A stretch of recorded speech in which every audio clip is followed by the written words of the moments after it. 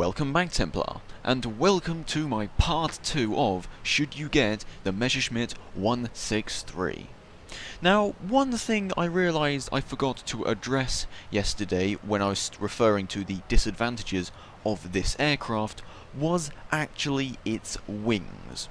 Now, an interesting fact about these wings is that they're made of, well, mostly wood, due to, well, at the time that the Messerschmitt 163 actually saw production, metal was incredibly scarce in Germany, so a lot of aircraft and designs of aircraft had to be made from wood. Now, because of this, it means that the wings will snap off with almost little to no effort, and will just happen instantly. They won't even give you a warning half the time, they'll just immediately just snap straight off. So you must make sure to keep that in check and make sure you're not turning too quickly in this aircraft. So, with all the disadvantages of this aircraft I can think of, it's now time to have a look at what this aircraft is strong and what it is weak against. Now, as you can see, this aircraft looks, from first glance, to be pretty effective, as it is strong against propeller-driven fighters, propeller bombers, and jet bombers, but is weak to jet fighters. Now that may look to most people like, oh, well, clearly it's a pretty good aircraft then if that's the case, but if we have a look at the statistics on the actual odds of seeing one of these types of aircraft, you can see that actually it's not fair at all, as I've actually looked at my last few games flown in this aircraft, and I calculated that 90% of all aircraft I came up against were jet fighters. And furthermore, most of these aircrafts were 9.0 battle rating anyway, because this aircraft gets up-tiered quite a lot. Now, as we get into additional information on this aircraft, some parts may be quite obvious to some, but some surprisingly isn't. Now, first off the bat, this aircraft has a lot of frontal armour. You are looking at 14mm of frontal nose armour, which doesn't sound that much, but it is sloped back at about 70 degrees, which gives it an equivalent of about 40mm worth of armour, which is more than enough to deal with any 50 cals this comes up against, and quite a lot of 20mm cannons as well. And the actual windscreen itself has an impressive 90mm of bulletproof glass, which once again will stop a large variety of shells being able to penetrate and killing your pilot, so all in all, that's pretty impressive. Now, I'm sure many of you already know that this aircraft has a skid, but did you know it has a very small wheel at the back?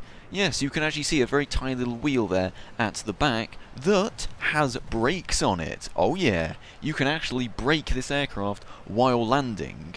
I mean, granted, it does almost nothing, but it does have brakes, this aircraft, and is actually very good at landing. Furthermore, the actual flaps on this aircraft are absolutely stunning. I mean, they might as well just be air brakes, to be perfectly honest with you, as the landing flaps on this thing will get you from incredible speeds down to pretty much nothing in no time whatsoever.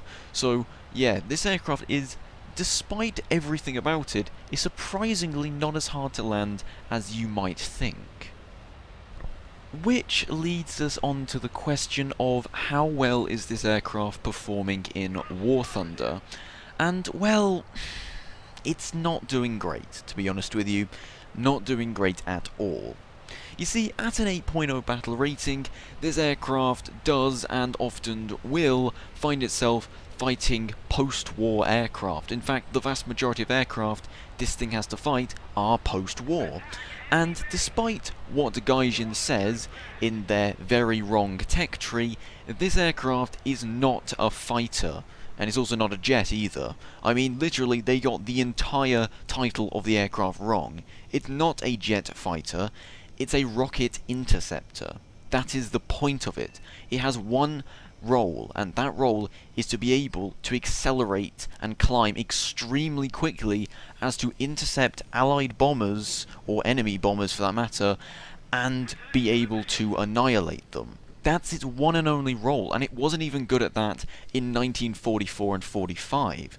So can you please explain to me how it's fair that this aircraft should now be fighting aircraft from mid-50s? And, as I've already proven, about 90% of the aircraft this will come up against aren't even aircraft like heavy bombers, or even propeller-driven aircraft. They're all jets. And this aircraft isn't designed to fight jets. So the problem with this aircraft is quite simple. It just isn't designed to fight what it's currently fighting. And, I mean, this aircraft does have some advantages. For an 8.0 Batarang aircraft, yeah, it's pretty fast. And, yeah, it's very manoeuvrable. But let's actually think about this for a second. How much does manoeuvrability actually matter in jet combat? Not a lot. I mean, yeah, it plays a part, but it's nowhere near as important as what it was in propeller-driven fights from 4.0 Batarangs and below. Nowhere near as important. And also, it is quite fast, which is important for jet combat, granted, but when you get to 9.0 Batarang games, aircraft are faster than you. And that's just it, really, isn't it? If aircraft are faster than you, an aircraft that has one and only purpose to be fast, and yet things are outperforming you, and have better armament than you, and are just better than you in every way, how are you supposed to win? And the answer is you don't. This aircraft is just lacking so much in War Thunder, and it is painful to fly a lot of the time. So, with all that in mind, where do I think it should sit?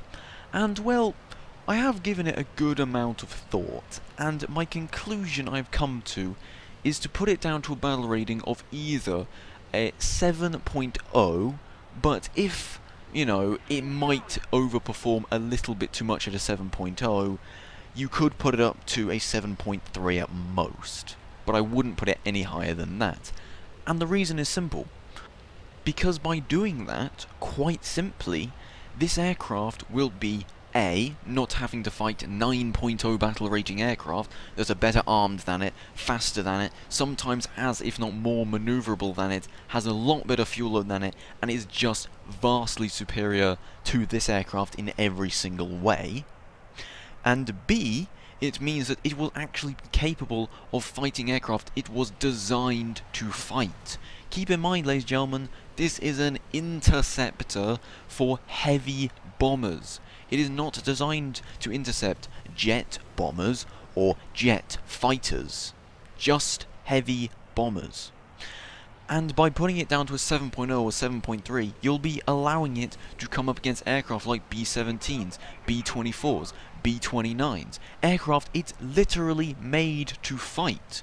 So it'll be not only more historically accurate, but also you won't be constantly pounded to dust at 9.0 battle ratings, and you'll actually be able to enjoy this aircraft, because it's a great aircraft. I love the Messerschmitt 163.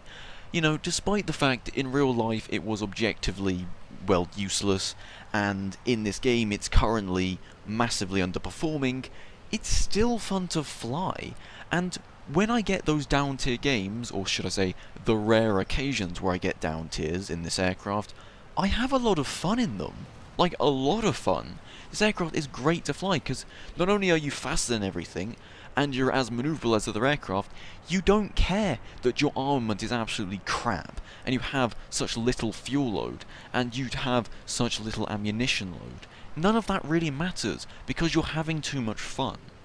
And that is something that I'm just simply not having when I'm in 8.0 or 9.0 Batarang matches. Which brings us on to the final question of the night, which is, should you get the Messerschmitt 163? And, well, I want to say yes. I really want to say yes. I do love this thing. And, you know, despite its major flaws, it is a really fun little aircraft. But at a 9.0 battle rating games that you'll often be coming against, the answer's no. it's just not fun, as it gets the vast majority of the time up-tiered to 9.0 and then pounded to dust.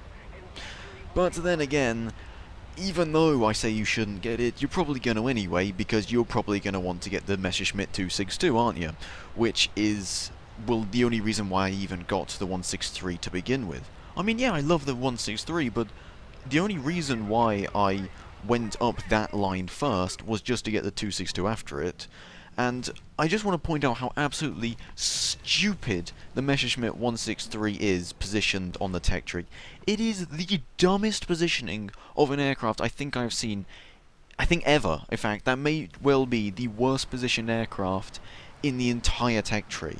So, you know, I'll go into more detail on that maybe in a later video. Maybe I'll do a short 1 to 2 minute video explaining why that is the dumbest thing ever.